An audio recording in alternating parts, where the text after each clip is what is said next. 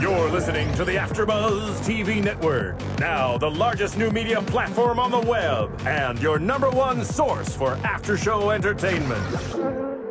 Very good, Dean Johnson.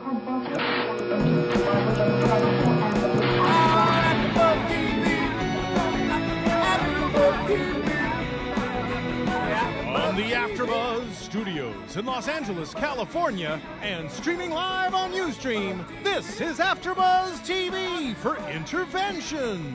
Tonight's host is Michelle Macedo.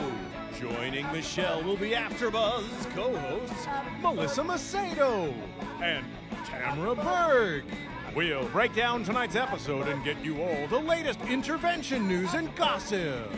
If you'd like to buzz in on tonight's show, you can buzz us at 424-256-1729. That's 424-256-1729. And now, picking up where the show leaves off and the buzz continues, Michelle Macedo! Oh, hey. How's it going? So, Melissa couldn't be with us tonight. She has a meeting right now, but I was a little late on the uptake, so I think that Tammy should give us a little intro. I agree. We've got Michelle on the phone and Tam in the studio, so we're kind of doing the technology version of Intervention this week. So this is Season 11, Episode 2, Sarah and Michael on Intervention. So what we have is Sarah, who's 18 years old now, and her boyfriend of about a year, Michael, who I think he was 20. Does that seem right? He's 20. So they live in Centerburg, Ohio. They live together. They love music and art and animals. And Sarah's big plan for life is to live in, where did she say it was? Atlanta or someplace in Georgia, and have huskies and Pomeranians and apple trees. That was her dream for herself. And heroin too. And she didn't mention the heroin there, not yet. But later on, as she goes in, she says the two most important things in the world to me are Michael and heroin. Awesome. Yeah, Good really priorities. awesome. It's beautiful. It's a beautiful thing. So the interesting dynamic about this episode, I thought, was that it was two people together and two moms kind of advocating and kind of trying to negotiate around this. So Sarah has been addicted to heroin for 10 months. Just since she was 17, but Michael has been addicted for 5 years. Yeah, he got her into it. Yeah. And obviously no one could make her take anything. Right. And so I thought it was really funny when the moms were kind of blaming each other. Yeah. And fighting because, he introduced her to it. I mean, he made it right possible for her to be around it, but she did take it. Yeah.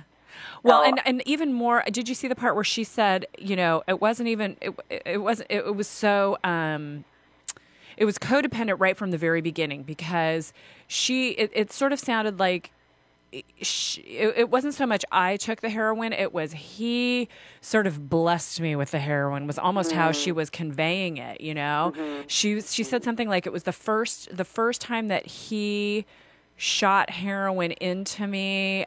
It was the most awesome thing ever. That's right. It was the thing that was missing in my life, she said. Oh, I hear that. I'm not sure if this is true, but that heroin is the hardest drug to kick. And you can get addicted after one time. Yeah, no, right. Not going to try that. Yeah, I know, not really. Even gonna try. Not even that going to is try. So scary. Yeah. I wonder, actually, when they went into Michael's past, that was a shocker. Mm-hmm. Did not expect him to say that. No. And just one more little bit. The gal we saw last week, Brittany, was that her name? Yeah. Was shooting up 15 times a day. These guys only do it 6 times a day. So they're what are they even doing on the show? They're kind of a little behind Brittany. But did you see that the bathroom that they shared and how disgusting it was? It was, just drug paraphernalia everywhere, blood on the walls. It was filthy. filthy. It was gross. It was just this, den of iniquity. And it was so sad. Yeah, it was basically just them enabling each other. Mm-hmm. Yep. And it was awful to watch. It was like watching a train wreck. Yeah. And it just keeps getting worse and worse. Yeah. So Sarah's backstory started up with her talking about how her mom said she was the perfect baby. She, was incredibly well behaved. And say that again? No pressure. Right, exactly. No pressure or anything. But she was, well mannered and easy to get along with, and was a daddy's girl, she said. And it seemed like her parents were really putting her through a lot of, or maybe, depends on how you look at it, but giving her a lot of opportunities. She had art classes, she had dance classes, she rode horses, she did gymnastics, she played basketball. I don't know if they were trying to fill a hole or if they were just trying to give her a well-rounded background. She said that she really loved art, though, so that music and art kind of had something to do with her sort of foundation of her life. But then she had this turn when she was in her young teens where she started getting piercings and wearing the black makeup, and, daddy didn't approve. And so she never, it's over and over again, we see with these stories that there's a moment of trauma that usually sets off the beginning of the addiction. It's a divorce, it's a molestation, which happens so many of the times. It's, traumatic death in the family. It's something like that sets off these addictions. And with her, especially with her acting out with her clothing and her piercings and all that kind of stuff, I expected there to be a big event. And she really didn't have a big single event that set her off. It was really just I'm not connecting with my dad. I don't know how to get love from him. I don't know how to get the attention from him I want. And, and so this is how I'm filling that up with the black makeup and the black hair and the black clothes and the, sort of fringe expression of her life. And then she meets Michael at age 17. Perfect way to rebel against dad. Absolutely. And there had to be Not a lot a better of person. Right, exactly. And he was already well into his addiction, and so they were just the perfect magnetic team right there, weren't they? Oof. I wonder what the time was when they met, because she would have looked at him as he probably looked on this show when he was high. Yeah. And I wonder what inside her head said, that guy is cute. Yeah, he's really attractive. I'm going to hang out with that guy. I know. He seems like he knows what's going on. Because the two drugs, meth and heroin, really wreck you physically, in your outward appearance. Yeah. And, heroin, did you see the shot of him in the bathroom with his shirt off when he was frantically looking around for the drugs, right? That was a really intense moment. He's looking all over for the drugs. She's crying in the bathtub, curled up like a baby, and he's going crazy. And you see the skin, his skin on his face was really messed up. I was going to say, the skin even all over his body. Yes. Like there's one point where there's like scratches all over him. And he had all these, blemishes and welts and things on his back, and it just shows how it just really takes over every part of your body. I know, and the thing is, the fact that, I don't know what I would do if I was in this situation, but the fact that his mom paid for everything, and basically paid for him to do heroin is, I know that that's probably better than, him being out on the street and stuff. And that totally makes sense because obviously it seems to me like his mom is punishing herself for not being able to see what happened to him. Yes. He was molested and raped. I did not expect him to say that. No, I know, because he looked like kind of a strong guy, sort of with a strong constitution and the ability to, even when he was totally high in the one-on-one interviews, his eyes are barely open, but he was still relatively articulate and could speak his mind. And, to have him then drop that bombshell of being molested was really surprising. Yeah, and his tone was just exactly the same, as if he was answering just any old question. Yep. And he was like looking down and stuff, and that just totally made sense, the fact that he had been addicted for like 5 years now. And, I mean, it doesn't seem like, well, it seems like to me that his mom or his family, it's like their way of saying sorry.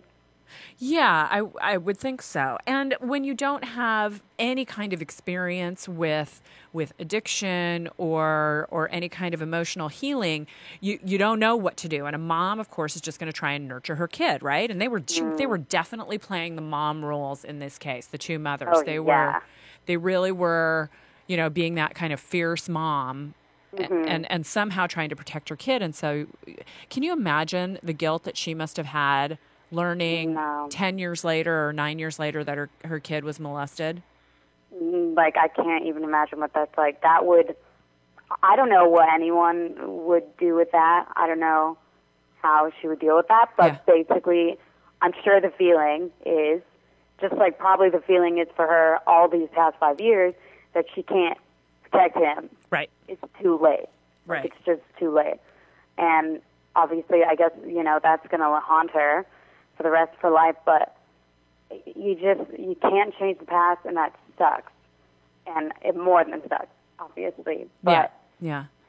I don't know how she has dealt with it so far. I don't know. I mean, obviously, it's like torn the family apart. Mm-hmm. I mean, he was torn apart way before that. But that is a messy situation. It certainly is. And the poor kid. You know, one of the things that this actually kind of struck me later in the episode, but one of the things I was realizing that both of them, they're really just children. Yeah, you know, I mean, they were just, there was such innocence in them and naivete in both of these kids. Because they clearly, you know, they talk about, I think we've talked about this before, Michelle, they talk about that a person's emotional growth stops at the moment that their trauma occurred, right? And so on some level, he's 7 years old, you know, and trying to maintain strength or acquire strength, which is why he did the heroin. It made him feel strong. He talked about that, you know, trying to obtain genuine love, and as dysfunctional as it was the best thing that he could find with you know, shooting heroin into Sarah and bringing her into his world, because that's how a 7-year-old would cope. Yeah, it would freak out. It just freak out. I mean, there's nothing rational about what he's doing. It doesn't make sense. But I totally agree. His emotional growth totally stopped, and I don't know what their relationship would be like or is like, and I wonder if it will end up working out. Yeah, they'll either support each other or they'll just relapse, both of them. Right, yeah. So next thing we see in the story is that Sarah is very quietly in a corner talking on the phone to a friend of hers, and the friend kind of, you know, between the two of them, they sort of come to the realization that there is an intervention coming her way. Yeah, I was trying to hear, and I was trying to hear the difference between who was talking. Mm-hmm. But, okay, so she was talking to a friend that we don't know. That's correct. Just some random friend. Yeah, some random friend on the phone, it sounded like. And, like, the producers overheard her telling her that she knows it's an intervention? Yeah, it was sort of like, you know, she's on the phone. She's saying to this friend, I don't want to do this anymore. I don't want to do this documentary anymore. I want them to leave. And then the friend says something like, do you think it's an intervention? And she said, well, I don't know, but if it is, I'm not doing it. I'm not going. And yeah, she kept on saying that she's not doing it. So then the producers, who we never see, I think it's really interesting that we never see a producer on this show. Yeah, you know, never. And you never see a camera operator either. I know. I was wondering how. And they often have more than one camera, you know. But they're very economical, I guess, with their producers and their camera people. But so then we hear the producer kind of run over to Danielle and say, Sarah knows, the jig is up. We got to do something. And so next we see Sarah and Danielle in the car. Yes. So intense. Yeah. They're in the car. They're talking about it. It is really just both of them freaking out, not knowing what to do. Uh-huh. So the choice has to be made, and it's going to be hard no matter what. And really, it all depends on him. Well, and I guess... Go ahead. Yeah. Go ahead. Oh, no, I was just going to say that I guess her mom or something told her that it wasn't for her. It was for Michael only. Yeah, I thought that was a really interesting tactic to take, right? Because then you have Sarah actually, still involved. She's still enrolled in the process, and you still get to spring it on her, as you're going. And as long as she can maintain the ruse and not tell Michael that there is an intervention happening, which is the pins and needles we were on for the next, 15 minutes. And for them, I don't know how many days. Do you have any idea how many days it might have been between that? I was trying to figure it out, but I know that woman, Donna, I don't know if you've seen, has she? No, I've never seen her on intervention before. So got she some was new people, but I know that she was saying that they had to end it early or go into it early because of what happened, because they were afraid that she would tell them. Yeah, so maybe I'm really surprised that she didn't tell him. I am too. As addicted as she is to him and as messed up as she is, I was so surprised she didn't tell him. I know, because I don't know if she saw him. They were trying to keep them away from each other, which probably only made it worse. So I thought that they were just going to figure out a way to see each other. Right. Yeah, me too. But just going back a little bit to Sarah, the mom, Sarah and Danielle, who's Michael's mom, in the car. Sarah was going, now, wait a second. They can't make me go. And she said this on the phone to the friend who was tipping her off, right? They can't make me go to rehab. And she said, they can't make him go to rehab. And Danielle says, no, they can't make him. He has to make the choice. But then Danielle says something really interesting. She says, but don't take the choice away from him by tipping him off, which I thought was, again, really clever. Yes. If you love him and if you can see through the fog of the heroin, you'll let him decide and don't make the choice for him. So yeah, exactly. Because it totally tests it, because obviously Sarah's like, oh yeah, okay, I love him, whatever. But it's his mom. Yep. And okay, I was thinking that if Sarah did tell him, then it wouldn't be love. It would not be coming from a place of love. Right. Because if it was, then she would want him to get better. Right. And she would want everyone to get better and everyone to feel better about the whole situation, being in rehab and all that stuff. Yeah, but, an addict's definition of love is not what other people's definition is of love. For her, her definition of love would just be being together, and part of being together for them is heroin. So, I absolutely agree with you that a healthy person would want to get people better. And luckily, I think it was just really luck, and maybe she wasn't as far in it as she could have been, or she wasn't as old as she could have been. And didn't get as jaded, but she was able to kind of see through it and realize that it was going to be better for the entire situation and for both of them if she didn't tell him. And so, she held the key and she did not give it up. Yeah, I was not expecting that, because she looks so young, and she is so young. Like, she looks to me like Avril Lavigne on heroin. But yeah, nice, all that stuff. Like, she's very. I mean, totally, I could see the whole, rebel against her dad. I'm surprised, though, like you said, that there isn't something else. I know, I am, too. And, I mean, maybe there is, and she just didn't reveal it, but, I don't know, trying to search for your dad's love could be powerful enough. Yeah, I guess that's true. Depends on the person, I guess. Yeah, how you react. Yeah. But the mom, I think, Danielle, was really, really... it's so effective when she talks. Like, yes. Now it's just like the last straw, I guess. So she's desperate. Yes. And she was saying how he'll die, and you will too, to Sarah. And I thought that, it's important. The same with what you said. It was really awesome when she said, don't mess this up for him. Mm-hmm. That really struck a chord with me too. Mm-hmm. Mm-hmm. And then the next scene is the moms. Right. So intense. Tell me what you thought about that. What did you think about it? I thought, well, first of all, when they showed that the two moms were, like, sitting down, I was like, oh, this is going to be messy. Oh, yeah, exactly. I thought so, too.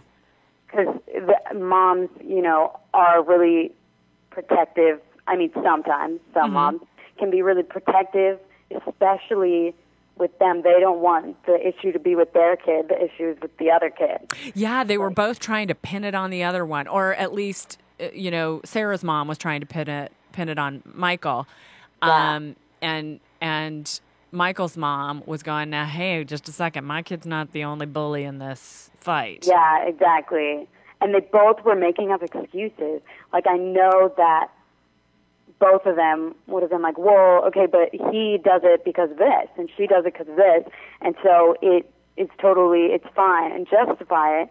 Not that it's fine, but obviously his mom has been justifying it by, like, paying his rent. Paying her insurance, paying phone. No, like, oh my God. So I thought that Sarah's mom was super, super defensive. I kind of wanted her to, like, chill out, because no matter who started it or no matter who made who or whatever. Yeah, they're both in the same boat. Exactly. They're both addicted, and they both just need to get better. So, like, let's focus on what... The bigger picture, and, Yeah, exactly. Yeah. Like, who cares? Obviously, it's good that Sarah hasn't been addicted for as long, but, like, you guys, like, everyone should just get better. That is the main point. So I thought it went in that, like, weird direction. Yeah, and the way Sarah's mom said, I just want her to take her son and leave. Oh, yeah. Oh, my God. I know. I was like, oh, damn. And then she got super defensive and was like, well, she'll still be addicted. She's still going to take it. They got down and dirty. Yeah, they did. They did. And I actually I expected it to be worse than it was, but there were some good jabs going in there, and they were really, you know, they were hitting it hard. So, I mean, she said... I thought, too, that it was going to be just keep going lower and lower. Yeah, and Sarah's mom said, he killed my daughter. He's killed my daughter. You know? Well, that's pretty harsh. That's pretty harsh. Yeah, that's a harsh thing to say, especially since it's totally unnecessary. Yeah. It's like, okay, I mean, I don't know what it's like to have a kid. Right. But and certainly not a kid addicted to heroin, but yeah. Yeah, exactly. But the kid needs to take responsibility too, and it's just crazy to me that the moms were justifying the fact that they were not responsible because they were, like, too young or too whatever, too high like him or too angry like her, whatever. Right. That was crazy because they were enablers too. Absolutely. Well, that's why they were blaming the other one. If I blame you, then it's not my fault. That's so true. You know? That's so true. And I don't know how the moms, like, got along after that or after the interventions or even if they did, but yeah, it was a pretty low conversation. Pretty desperate position. But after that, wasn't it the intervention? Yes. It was super intense, but this is also when I realized that they're, like, so young. Yes, me too. Yeah. Maybe it's just that their parents or someone was like, hey, you really need to do this. And they were like, okay, because they didn't know what to do. Yeah. Well, I mean, the whole setup of an intervention is to really make it you have a choice, but there's only one that makes sense. Yeah. You know? Yeah. There really is only one that makes sense. Yeah, exactly. Like, which one of these things, not like the others, which one of these means that you can eat food and live somewhere? And maintain relationships with the people who love you. Exactly, and not die in the street. Not die.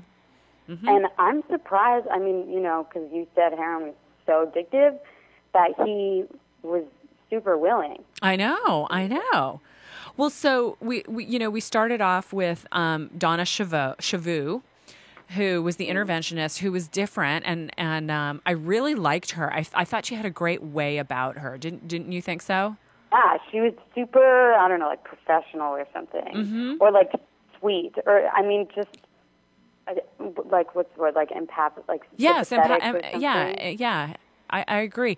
And the first thing that she did, which I thought was really important in this situation, was talk about that complicated dynamic this is between families right now, and really specifically moms. You know, she goes, this is a complicated situation. This is a volatile situation. There are a lot of, you know, sort of beliefs and she didn't say blame, but she was kind of getting to the idea that the blaming's going around. And she said, we need to remember that nobody's at fault here and that the objective is to get each of these kids into treatment. Yeah, but thank God someone said it.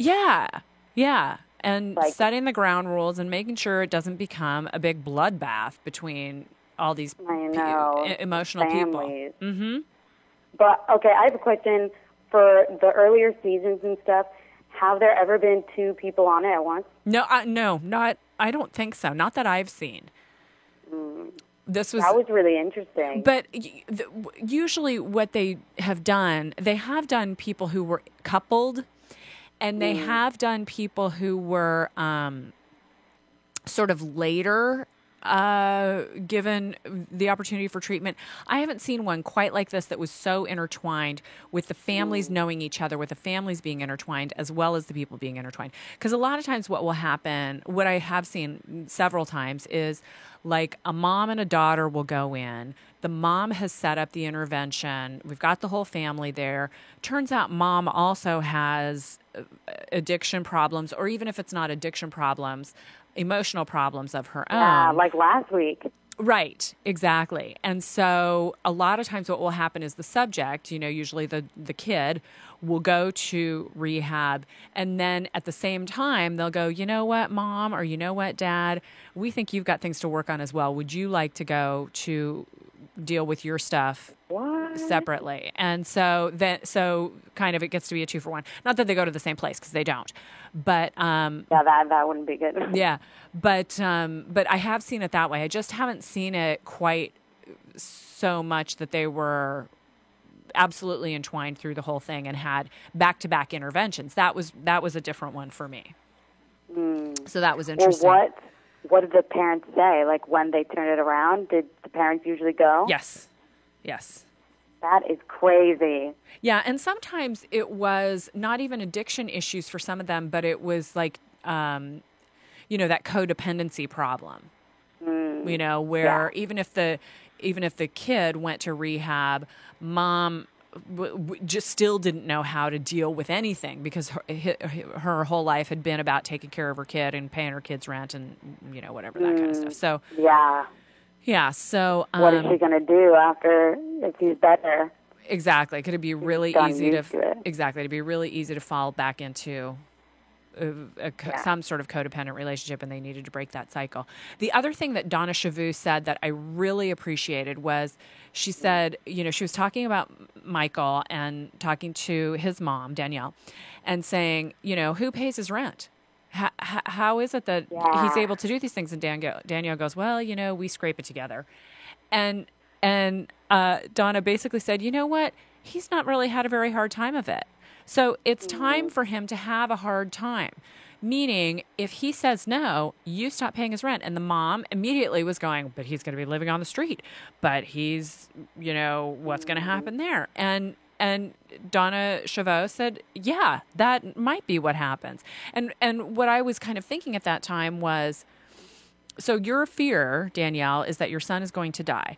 If you continue to pay his rent, and like Donna Chavous said, the interventionist, she said, you know, he'll either die in that apartment or he's going to die on the street, but the odds are he's going to die.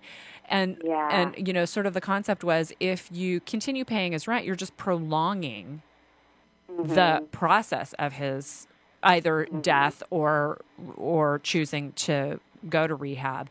If you stop paying his rent, it really creates the hard time for him that she was talking about. And then he's going to have to either, you know, he'll either die or he'll choose to go to rehab. But it's time for him to start having a hard time of it. Totally. And I thought that was really good, too, when she said that about the rent. I was like, oh, that's true. I totally forgot that what does he do all day? Does he have a job? He does. He works in construction. Interesting. And makes $400 a week, but spends $500 a week on drugs. Of course. So he makes negative 100. Cool. So mom makes up for that. Yes, and mom makes up for that. Cool. That totally sucks. And obviously the mom is making a lot of mistakes. And when Donna was saying that, I was thinking, like, yeah, he's going to die, and either the way that she would be more responsible for it is if he did stay in the house. Yeah. You know, like, it would be more directly her fault, and then would she be able to forgive herself? First of all, after, like, the first thing, and now about him, like, dying? Like, no. Right. Because then he's going to get used to being bailed out. Right. And so then he's going to know that she's going to be there, just like he knows that the mom's going to pay the rent. And he knows all that stuff. And she's the one who takes him to the hospital when he ODs every couple of months. Oh, my God. Yeah, well, I was wondering about that since he ODs, like, all the time. What is that? Why isn't he dead? I guess it was, like... Lucky. Maybe it might be young, might be lucky, might be some combo of those things. You think he's, like, brain damaged? I have no idea. Maybe. Man, that is some crazy stuff. Yeah. But so then Sarah's intervention, or did you want to say something? Yeah, no, else? that's it. That's what I wanted to say. Yeah, way smaller family. It was just mom and dad, right? Yep. Yeah, I think so. Yeah, way smaller. Read the letters. What did you think about her dad's letter? Did that strike you in any way at all? Yeah, I wasn't sure how to feel about it, but the dad, I don't think that it was, like, worded in the most constructive way. I totally agree. It was, because, like, usually with these things, obviously, like, choosing your words is really important. Yeah. And it was kind of the same thing, like, well, you did this. Like, why did you do this? Like, you messed up. All this stuff. And he made it about him. I don't know if you know how much you've hurt us. Exactly. It's like, hello. She wasn't doing it for that reason. I know. It's like, that's why she started. That's correct. Like, yeah, he just reinforced the whole reason for her to start taking drugs in the first place. So I really hope they take him into a Al-Anon, Narcanon meeting or something like that. So that he needs to go somewhere, and I hope that it gets through his head, or else, like, she's going to need to not be around him because he will totally trigger that. Yeah, for Talking sure. like that. For sure. And I feel like maybe because she was surprised or something, she just kind of, like, let it go, because then he was like, I love you, you know? Yeah. And so then it was just like, okay, that's the point. Yeah. Like, that's what you have to say. Now you said all that other shit, which, isn't the most constructive. But did the mom, I don't remember, did the mom have something written down? She did, and the thing that struck me about her was that she immediately in her opening, she said, I love you, I've been in love with you since the minute you were born, kind of thing, which is the same thing the mom last week said, by the way. But she acknowledged the emotional pain that Sarah's been going through. And I thought that was really important, because that's the key to all of this, and we've already talked about that this one's a little bit complicated, that there isn't one event or one, specific time that we know of that was the thing that set off Sarah. And so just acknowledging that she had this emotional pain, I thought was really kind. Yeah, and that's exactly, I feel like, what Sarah wants. Yes. That's what she's wanted this whole time, just for, like, acknowledgement. Yes. That her feelings are her own. Yes. And that, she has that voice and stuff. And so, doing heroin and stuff is going to fix it or help the situation or numb her or whatever. Mm-hmm. But still trying to escape from something. And I think that's really important. And to think, for a parent to think, okay, well, she's having this problem. Instead of thinking, like, she's hurting me so much, how can I stop her? Yeah. Thinking, like, I wonder what she's thinking, what she's feeling. What kind of person does she have to be to, like, go through this? She has to be a person in extreme pain.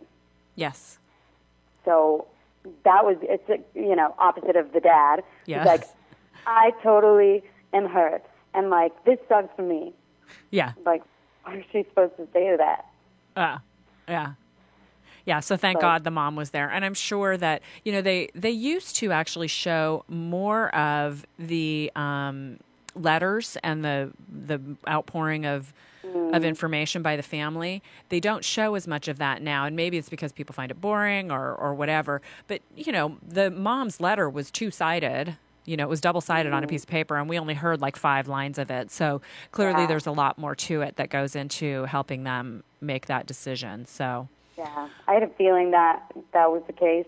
Because there's definitely not a chance that intervention took like 30 seconds. However many minutes. Yeah, exactly. Yeah. Like they walked in and then she just said yes, like right there, and then the mom read, the dad read. So Sarah looked a little bit stunned when this was going on, and she's kind of sitting there listening, and she was actually being open, unlike some of these kids.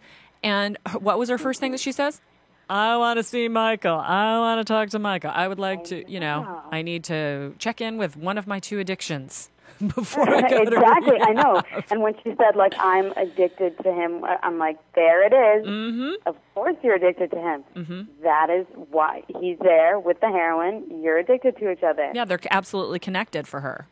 And they, both of them, wasn't that the first question? He said the same thing, too. Yeah, I want to talk with Sarah. And then what do they say to him? Sarah has gone to treatment. It's like, oh my God, what a perfect thing to say at that moment, That's so true. I feel like that must have been, because he's been addicted for so much longer, that must have been the final tipping point for him to just go. And shocking for him. She's gone. Right. I know. And I didn't even think about, I thought they were just going to say to him what they said to her. Yes. Like, you can talk to him later. Yes. Just right now, make this decision, whatever. But that was so crazy. Yeah, what a persuasive comment too. Well, where is she? Yeah. Well, she's gone to treatment. What are you gonna do? Exactly. It's basically the follow-up. Exactly. It's just like in the moment, and plus, it was obviously the right choice for both of them. Yes. Like Sarah looked so much better. Yes. So much better. I really can't stand her piercings. They're so... I know. I was hoping that someone would take those out, but I guess that has nothing to do with taking drugs. But yeah, maybe she'll... Because, I'm generally speaking, I'm not a big fan of piercings, but those are so... I don't know. They're violent looking or something to me, and so they bothered me a lot. I have a Libra moon. I like things to be pretty. Yeah. Yeah. So. Totally. Yeah. They weren't pretty. I'm kind of on her dad's side on that one. That's the only comparison I can make with myself and her dad. I like my girls to be pretty. So they both go to rehab, and 2 months later... Yeah, they're both better. They're writing each other letters. Wait, they have to not talk for, what did they say, 50 days 50 days is what they said, yeah. How... That must have been crazy. Yeah, but talk about, if you set down that rule, look, you can start counting the days now, but you're not talking to him for 50 days. What else do you have to do? It's, so you can read, you can talk, you can think, you can do yoga, but you're not going to get back into any of those situations that got you here. Yes. And, she smiled so much more. I'd never really seen her, smile. Wasn't she kind of, sweet goofy by the time she's like, 58 days sober, woohoo! And just, giggling. Totally it was so cute. She's having fun. And again, she's a kid. She's only 18 years old, for goodness sake. Yeah, she was a wish you were here postcard. Mm-hmm. Right there on the screen. She is so young.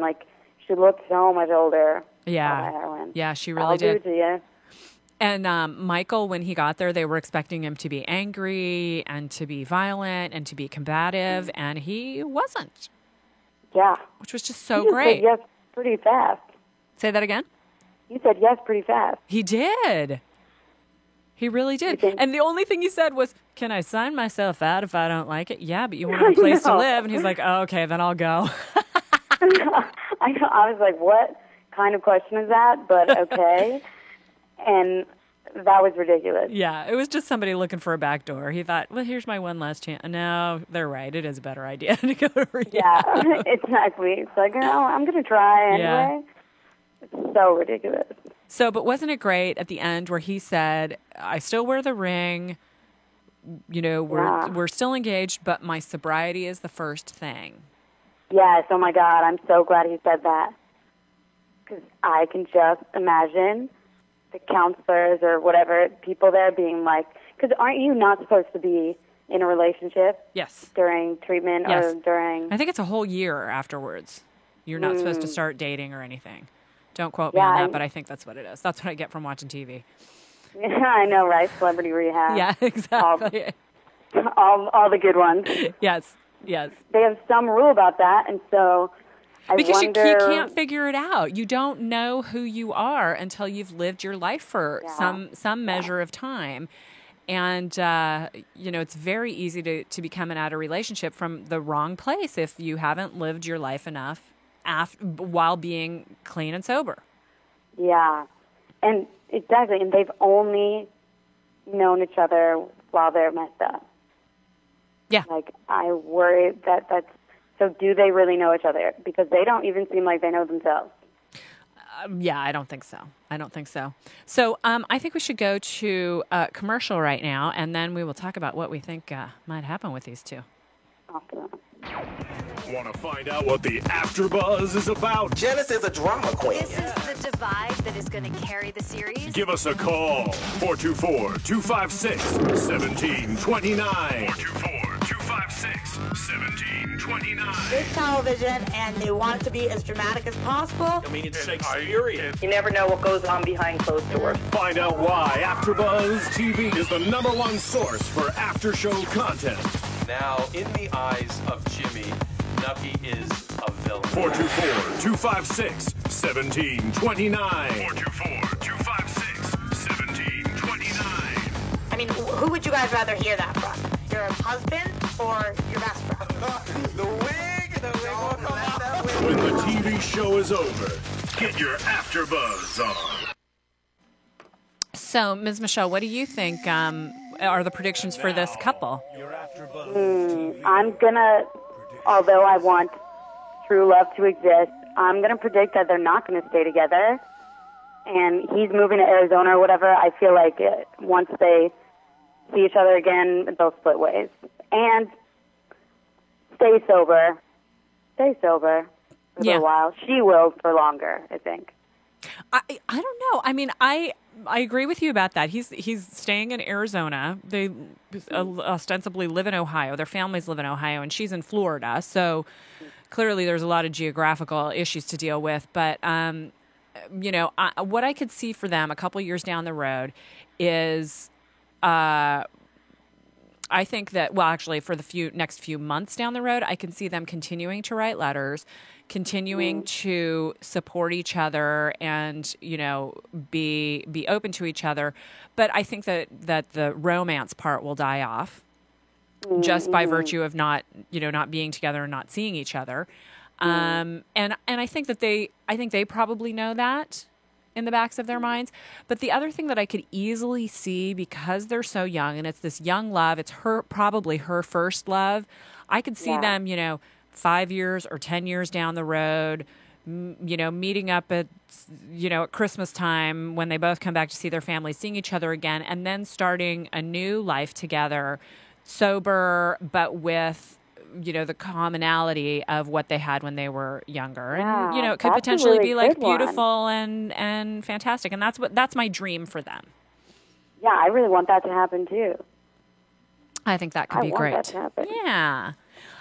Now, did you see a coming up for a preview for next week? Yeah, I saw. Oh, I didn't see one, so tell me about it. Oh, you didn't see it? There's this girl, and it was like a really quick flash, but I know it's about a girl, okay? And that's what I can tell you now. But I know that it's going to be really intense. I can remember what she looks like, but I don't remember what anybody said. Or what her issue was. Okay. Yeah. Because I didn't see one. There wasn't one on my recording or whatever, so I didn't get to see one. So it'll be interesting to see what comes up next week. Now, next week is July 4th. I don't know. God. Are we going to be broadcasting on the night of? I don't know. We'll see. We're not so sure. Schedule hasn't been set for next week, but check the website and we'll let you know. But as always, a happy ending, at least this week on Intervention. And as always, looking forward to next week. And hopefully we will be in the same room together next time, Ms. Macedo. Next time we totally will. Okay. So we'll talk to you all next week. From producers Kevin Undergaro and Phil Svitek, engineer DJ Jesse Janity, and the entire AfterBuzz TV staff, we would like to thank you for listening to the AfterBuzz TV network. If you have questions or comments, be sure to buzz us at info@AfterBuzzTV.com. And you can find us on Facebook or follow us on Twitter by searching for AfterBuzz TV. Buzz you later. The views expressed herein are those of the hosts only and do not necessarily reflect the views of AfterBuzz TV or its owners or principals.